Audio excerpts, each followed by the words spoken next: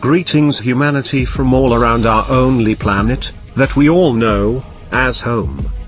We are anonymous. It is only the end of capitalism, because capitalism cannot find acceptable solution of its main problem. It is capable of producing, like it wanted to satisfy the absolute needs of everyone, but is not capable of distributing the wealth accordingly.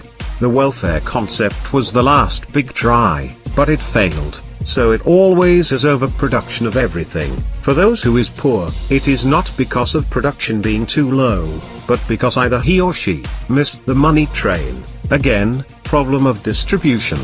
So far, their only quasi-solution was, and because it needs an environment of poor people always abroad, was to produce so-called goods that nobody can or needed to buy, so these production does not go to the normal market, but somehow magically disappears.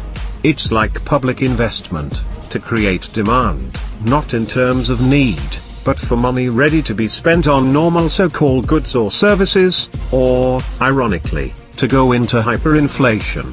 In the end, it only shows that the only production which does not need an economic demand are weapons. The consumer of weapons are wars. So to keep somehow balanced developed capitalism always needs wars. That is why the leading capitalist power, the United States government, and the old original capitalist power, England, or Britain if you like, are provoking wars all the time. Always far from their strict territories.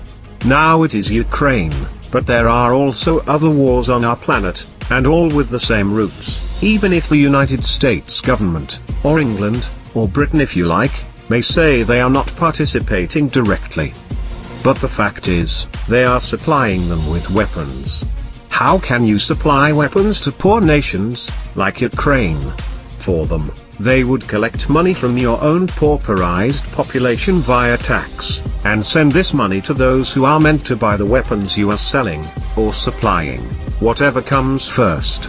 This way, you, the United States corporate paid government, create employment and investment in your country, and after some time, newly employed will get their salaries and be able to satisfy their real needs and buy their daily gadgets. That is how modern capitalism works, and do not expect it to change. Or so they thought.